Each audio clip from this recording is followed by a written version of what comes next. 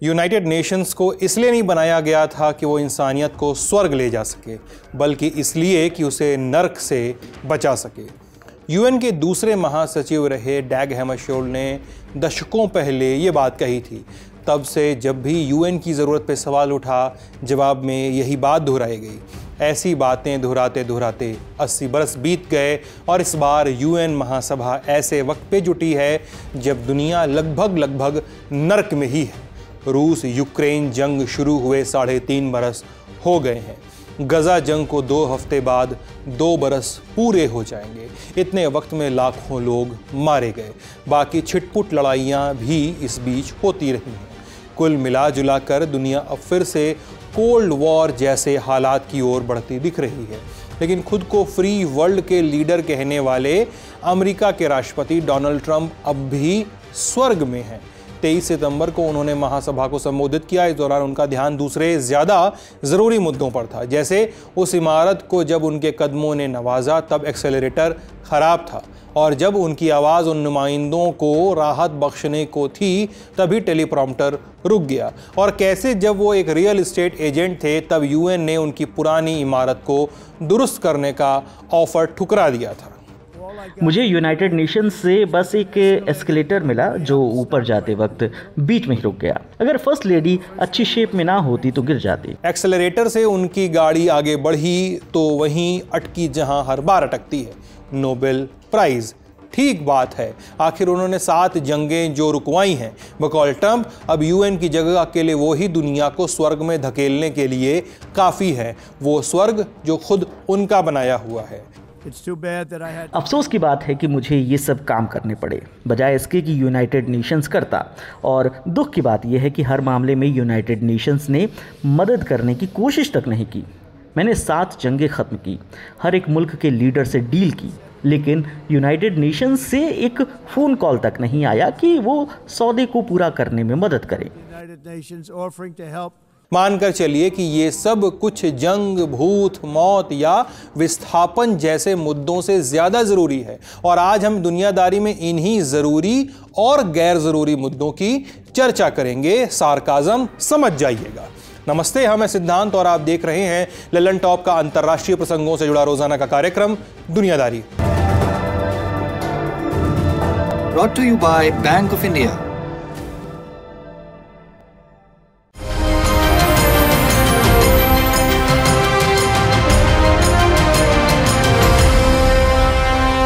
सबसे पहले उस मंच की अहमियत समझते हैं जिस पर खड़े होकर ट्रंप उसकी बुराई कर रहे थे। United Nations general assembly UNGA UN का सबसे बड़ा अंग है। यूएन के सभी सदस्य देश इसमें शामिल होते हैं। इस लिहाज से आप इसे दुनिया का सबसे बड़ा राजनीतिक जमावड़ा कह सकते हैं। यूएन की बुनियाद लीग ऑफ नेशंस की नाकामी के बाद रखी गई थी। पहला विश्व युद्ध खत्म होने के बाद बनी लीग ऑफ नेशंस दुनिया में स्थायी अमन नहीं ला पाई।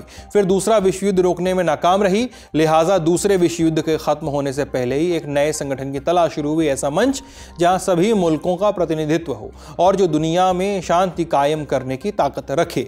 यूएन का खाका सोवियत लीडर जोसेफ स्टालिन ने सुझाया था।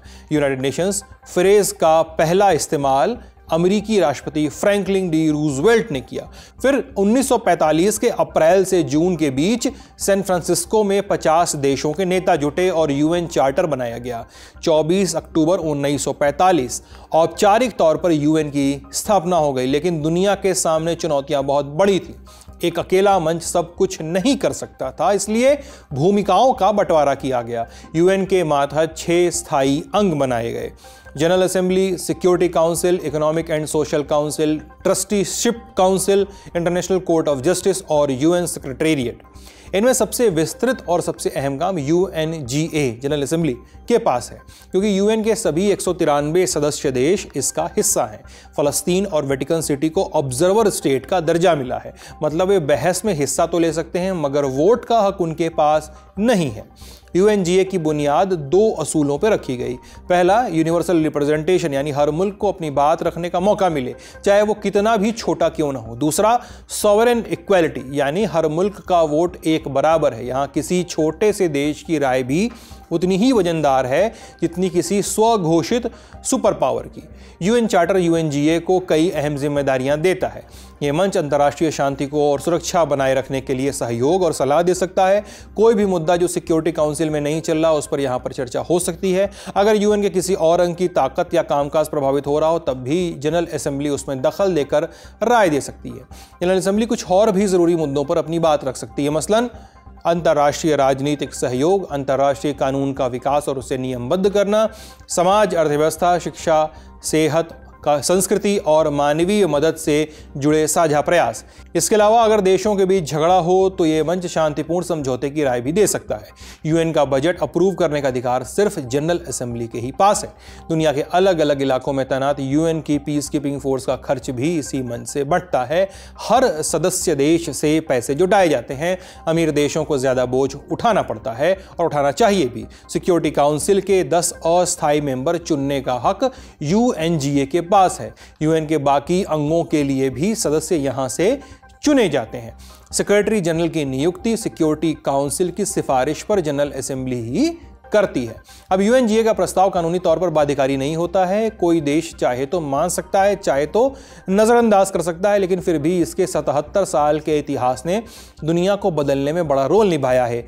चाहे पर्यावरण का मुद्दा हो, आतंकवाद हो, डीमिलिटराइजेशन हो, गरीबी का खात्मा हो या खाद्य सुरक्षा हो, जनरल असेंबली ने मंच दिया है, बहस कराई और कई मामलों में ठोस कदम भी निकले। करोड़ों लोगों की जिंदगी पर इसका असर पड़ा है। यूएनजीए की बैठकें पूरे साल चलती रहती हैं। सितंबर महीने में इस साल जनरल डिबेट होती है और हर साल होती है। शुरुआत में ये डिबेट्स न्यूयॉर्क, लंदन और पेरिस में हुई थी। 1952 के बाद से इन डिबेट्स की मेजबानी न्यूयॉर्क में ही हो रही है। इस बहस में सदस्य देशों के प्रतिनिधियों का संबोधन होता है। आमतौर पर सदस्य देशों के प्रधानमंत्री या राष्ट्रपति ही इसमें हिस्सा लेते हैं, लेकिन कभी कभार किन्हीं कारणों से ये जिम्मेदारी कैबिनेट के दूसरे मंत्रियों को भी सौंपी जाती है। मसलन इस बार के सेशन में रूस के राष्ट्रपति व्लादिमीर पुतिन, चीन के राष्ट्रपति शी जिनपिंग और भारत के प्रधानमंत्री नरेंद्र मोदी नहीं जा रहे हैं। रूस ने अपने विदेश मंत्री सरगेई लावरोव को भेजा है। चीन की तरफ से प्रधानमंत्री ली कियांग हिस्सा ले रहे हैं, जबकि भारत का प्रतिनिधित्व विदेश मंत्री एस जयशंकर कर रहे हैं। भारत के बोलने का मौका 27 सितंबर को आएगा। अब इस बार यूएनजीए की थीम रखी गई है better together 80 years and more for peace, development and human rights. महासभा की कमान इस बार जर्मनी की पूर्व विदेश मंत्री एनालेना बेरबॉक के हाथों में है। यूएन की पूरी तारीख में ये सिर्फ 5वीं औरत हैं जिन्हें जनरल असेंबली की सदारत मिली है। ये सेशन ऐसे वक्त में हो रहा है जब दुनिया कई परेशानियों में उलझी हुई है। अलग अलग हिस्से में जंग और टकराव हैं और दूसरी तरफ मौसम की तबाही भी है, जलवायु का इम्तिहान है, फिर अमीरी गरीबी की खाई भी बढ़ रही है, साथ में टेक्नोलॉजी और आर्टिफिशियल इंटेलिजेंस का हंगामा भी है। इन सब परेशानियों के बीच यूएनजीए के रेलेवेंस पे भी सवाल उठ रहे हैं। यूक्रेन जंग के 3.5 बरस से ज़्यादा बीत चुके हैं। 2022-23 में यूएनजीए ने जंग को गलत ठहराते हुए कई बार बहुमत से कड़ी निंदा की, मगर जंग आज भी जारी है। मिडिल ईस्ट तो बारूद पर ही बैठा रहता है। गजा जंग और भी तेज होती चली जा रही है।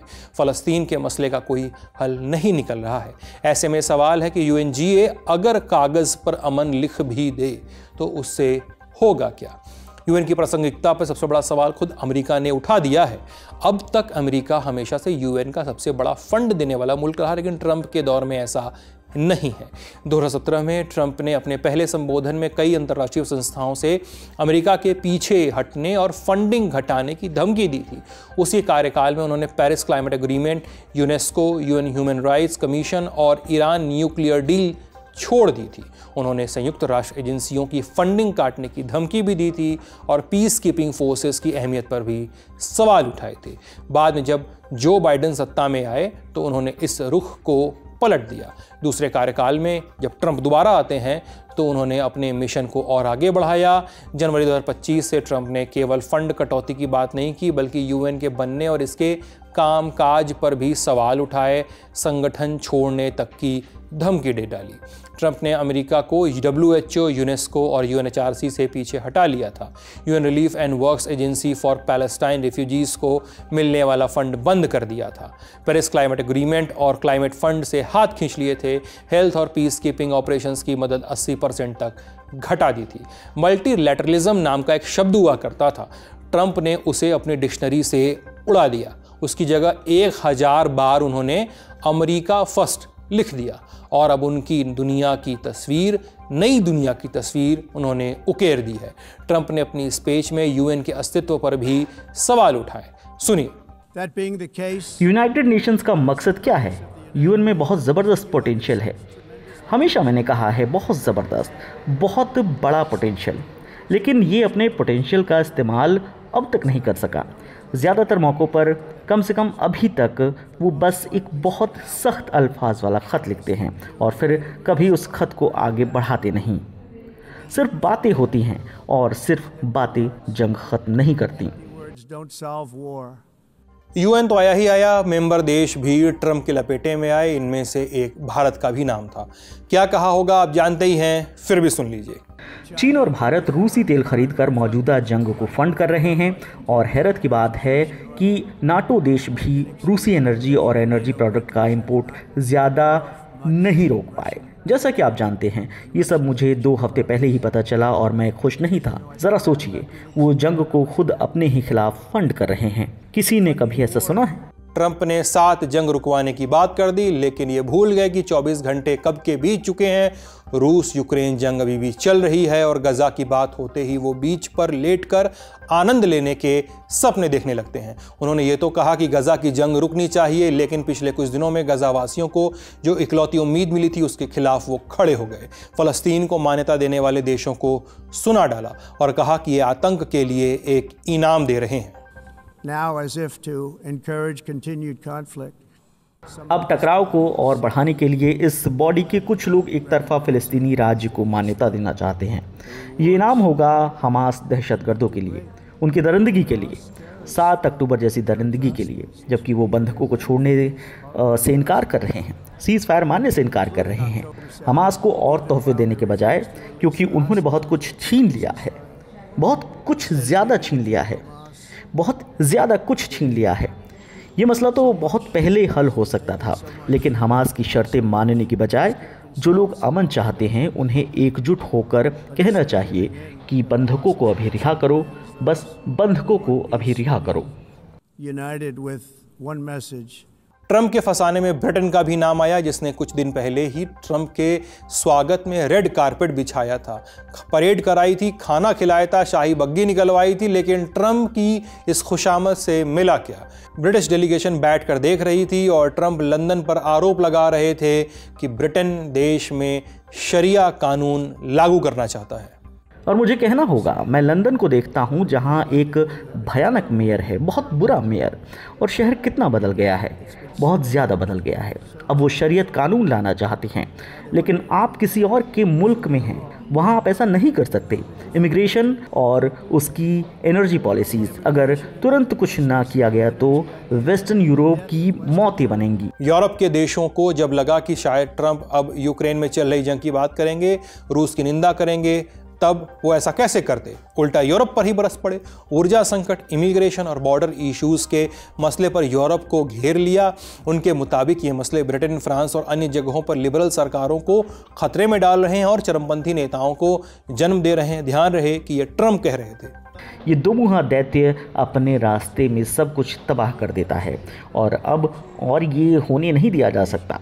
आप ये कर रहे हैं क्योंकि आप अच्छे बनना चाहते हैं, पॉलिटिकली करेक्ट दिखना चाहते हैं, लेकिन आप अपनी विरासत तबाह कर रहे हैं।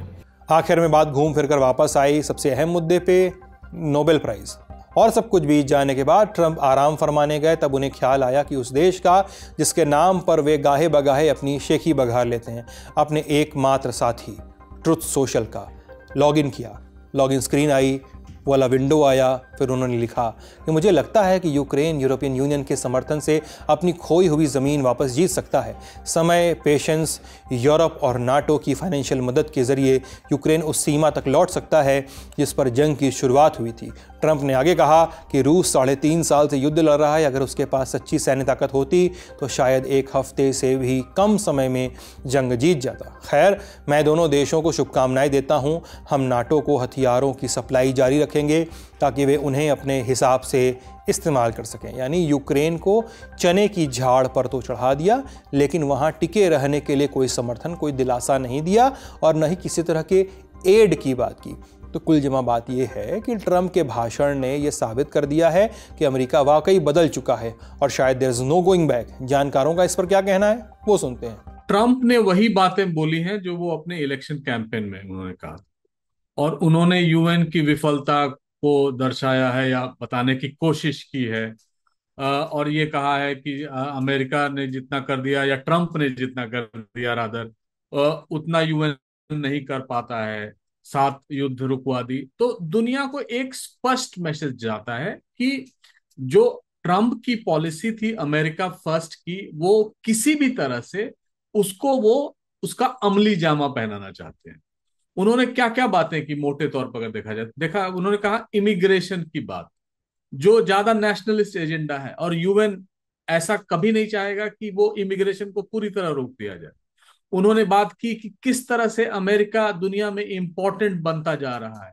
तो ये सारी चीजें जो मैसेजिंग अक्रॉस जो दुनिया को हो रही है कि इस समय अमेरिका की पहली प्रायोरिटी है अमेरिका, और अमेरिका के अलावा जो चीज पर वो कंसंट्रेट कर रहे हैं वो है अमेरिका के कैसे ट्रेड को बढ़ाया जाए।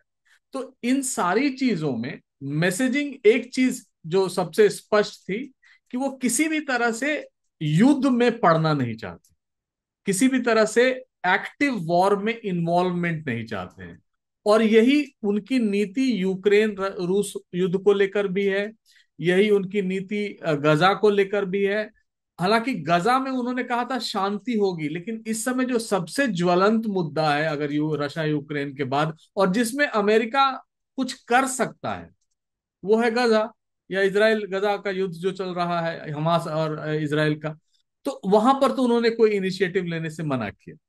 तो पूरे तौर पर अगर हम ये देखें तो ट्रंप की यही मैसेज था कि जितने भी इंटरनेशनल इंस्टीट्यूशंस हैं वो बेकार हैं, अमेरिका को अमेरिका पे कंसंट्रेट करना चाहिए, और पूरी दुनिया इस समय जो है वो अमेरिका के प्रति देख रही है कि किस तरह वो दुनिया में इकोनॉमी के जरिए या ट्रेड के जरिए दुनिया में शांति ला सकता है। ट्रंप के अलावा पहले दिन जॉर्डन के राजा, कतर के अमीर और फ्रांस, कोलंबिया, दक्षिण अफ्रीका और तुर्की के राष्ट्रपतियों ने भी महासभा को संबोधित किया। तुर्की के राष्ट्रपति रजब तैयब अर्दोगान ने यूएन में तो एक बार फिर से कश्मीर का जिक्र कर दिया। बोले कि कश्मीर मसला यूएन के रेजोल्यूशंस की बुनियाद पर हल होना चाहिए। बातचीत से और भाईचारे से हम यही उम्मीद रखते हैं। क्यों कहा जानते ही हैं, तुर्की ने हथियार दिए थे, ऐसी खबरें हैं। इसके अलावा उन्होंने ये भी कहा कि भारत और पाकिस्तान के बीच जो सीज फायर हुआ वो काबिल तारीफ है। दहशतगर्दी के खिलाफ मिलकर काम करना जरूरी है। पिछले 6 साल में अगर यूएनजीए के सेशंस को देखें तो सिर्फ एक बार ऐसा हुआ साल 2024 में कि जब अर्दोगान ने कश्मीर वाला मुद्दा नहीं उठाया, बाकी हर बार उन्होंने यही किया। 27 सितंबर को महासभा में भारत को बोलने का मौका मिलेगा। विदेश मंत्री एस जयशंकर भारत का पक्ष रखेंगे। जानकारों से समझते हैं कि इस बार की डिबेट में भारत का एजेंडा क्या हो सकता है। भारत इस समय जो सबसे बड़ी समस्या से जूझ रहा है वो है आतंकवाद की समस्या, और वो विदेश से आया हुआ आतंकवाद है, खासकर पाकिस्तान से। तो भारत इस चीज को हाईलाइट जरूर करेगा कि जो भी भारत पाकिस्तान के दरमियान हुआ था, जो 87 घंटे का वॉर, उसमें अपनी बात कहेगा कि जब तक युद्ध जो है या जब जो टेररिज्म है उसी को हमने कर्ब करने के लिए ये जो ऑपरेशन सिंदूर चलाया था, एक तो मुझे लगता है वो कहा जाएगा। और भारत की सबसे पुरानी मांग है, बहुत पुरानी मांग है कि किसी भी तरह से यूएन सिक्योरिटी काउंसिल का जो 1945 के जियोपॉलिटिकल रियलिटीज पे बेस्ड है, जिसमें 5 परमानेंट वीटो बिल्डिंग मेंबर्स हैं, उनमें भारत को किसी न किसी तरह as a permanent member include किया जाए। और अमेरिका पहले भी कह चुका है कि वो चाहते हैं कि यूएन में या यूएन सिक्योरिटी काउंसिल का एक्सपेंशन हो और उसमें भारत आए, और बाकी जितने 3 और परमानेंट मेंबर्स हैं उन्होंने भी ये क्लियरली कह दिया है कि वो चाहते हैं कि भारत आए या यूएन सिक्योरिटी काउंसिल का एक्सपेंशन हो और उसमें नए मेंबर आए। लेकिन अब तक चीन ने कोई भारत के प्रति अपना जो उनका नजरिया था उन्होंने बदला नहीं है। तो वो नहीं चाहते हैं किसी भी तरह भारत यूएन सिक्योरिटी काउंसिल का मेंबर, परमानेंट मेंबर बने। तीसरी जो सबसे बड़ी बात होगी, भारत ये जरूर कहना चाहेगा कि हम जो एनर्जी रिक्वायरमेंट है, जो हमारी ऊर्जा के का रिक्वायरमेंट है, वो हम रूस से इस समय इकोनॉमिक वायबिलिटी की तरह ले रहे हैं। यानी हमारे लिए जो अच्छा है हम वो कर रहे हैं, न कि कोई सामरिक इसमें कोई नीति है जो वेस्ट हमेशा कहता है, या ट्रम्प इस समय बहुत ज्यादा यूएन सिक्योरिटी काउंसिल में भी उन्होंने, जनरल असेंबली में भी उन्होंने कहा। तो उस पर वो अपना क्लैरिफिकेशन दे सकते हैं, क्योंकि ये सोवरेन डिसीजन है। और पहले के एडमिनिस्ट्रेशन ये मान चुकी थी कि हम उनसे तेल खरीदें या अपनी ऊर्जा सिक्योरिटी को उनसे सुनिश्चित करें। तो उस पर वो स्पष्टीकरण देना चाहेगा। और वो भारत ने पहले भी कहा है, अब भी कहेगा कि हम विस्तारवाद के खिलाफ हैं और युद्ध के खिलाफ हैं, जो प्रधानमंत्री ने रूस में भी जाके बोला था, यूक्रेन में भी जाके बोला था। और जो विस्तारवादी नीति थी अगर चीन के भारत के बीच, उसको भी हाईलाइट करने की कोशिश करेगा। तो ये थे यूएन महासभा के अब तक के अपडेट्स। आगे की कवरेज ललन टॉप जारी रखेगा। अभी सुर्खियां। पहली सुर्खी, इस बरस के सबसे ताकतवर तूफान सुपर टाइफून रागासा ने चीन में दस्तक दे दी है। इस तूफान की शुरुआत फिलीपींस से हुई। वहां 2 दिन लगातार बारिश और हवा ने शहर दर शहर बर्बादी मचाई। फिर बारी आई ताइवान की। यहाँ का एक शहर है हुलियन, सैलानियों की पसंदीदा जगह। अब ये मलबे का ढेर है। ताइवान में कुल 17 लोग मारे गए हैं, 124 लापता हैं। रेस्क्यू टीम्स काम पर लगी हैं। ताइवान के बाद तूफान ने रुख किया चीन का। चीन के ग्वांगडोंग प्रांत में तूफान के टकराने की आशंका थी। समय रहते ही वहां से करीब 20 लाख लोगों को निकाला जा चुका था। रेड अलर्ट जारी कर दिया गया था। अब उस इलाके से ऊंची ऊंची लहरें टकरा रही हैं। हवा इतनी तेज़ कि सीधा खड़ा होना मुश्किल है। अब हांगकांग का हाल देखिए। यहाँ पर सिग्नल 10 अलर्ट जारी किया गया है। स्कूल, फैक्ट्रीज, ट्रांसपोर्ट सब बंद हैं। पेड़ सड़कों पर गिरे हुए हैं। कहीं पैदल पुल की छत उड़ी हुई है और फिलहाल वहाँ 62 लोग घायल हैं। इलाज जारी है। अगली सुर्खी, H1B वीज़ा में किए गए पिछले बदलावों से अब तक शायद ट्रंप का मन नहीं भरा, इसलिए 23 सितंबर को ट्रंप प्रशासन ने एक और बदलाव सुझाया हुआ है। इसके तहत अमेरिका में H1B वीज़ा पाने के नियम बदल सकते हैं। अभी तक यह वीज़ा लॉटरी सिस्टम के जरिए मिलता है, लेकिन नई योजना के मुताबिक अब ज़्यादा वेतन वाली नौकरियों को प्राथमिकता दी जाएगी। मतलब अगर किसी साल आवेदन 85,000 की तय सीमा से ज़्यादा आते हैं तो उन लोगों के चुने जाने की संभावना ज़्यादा होगी जिनको नौकरी में ज़्यादा सैलरी ऑफर हुई है। नए नियम के तहत सभी उम्मीदवारों को लेबर डिपार्टमेंट की रिपोर्ट के आधार पर 4 सैलरी कैटेगरी में रखा जाएगा। सबसे ज़्यादा वेतन पाने वाले, जिन्हें $1,62,500 यानी करीब 1,44,00,000 रुपए सालाना वेतन मिलता है, वे लॉटरी में 4 बार शामिल होंगे। सबसे कम सैलरी वाले सिर्फ 1 बार शामिल होंगे। इसका मकसद है कि हाई स्किल और हाई सैलरी वाले कर्मचारियों को प्राथमिकता मिले। हाई सैलरी सिस्टम के आधार पर वीज़ा देने का प्रस्ताव फेडरल रजिस्टर में जारी हो चुका है। इस पर 30 दिन तक जनता की राय ली जाएगी। मंजूरी मिलने के बाद व्यवस्था अगले वीज़ा साइकिल यानी अप्रैल 2026 से लागू हो सकती है। इससे पहले ट्रंप सरकार ने 22 सितंबर से नए H1B एप्लीकेशंस पे लगने वाली फीस को 6 लाख रुपए से बढ़ा के 88 लाख रुपए के आसपास कर दिया था। आज के दिन यहीं तक। अपना ख्याल रखिएगा, स्वस्थ रहिएगा। शुक्रिया।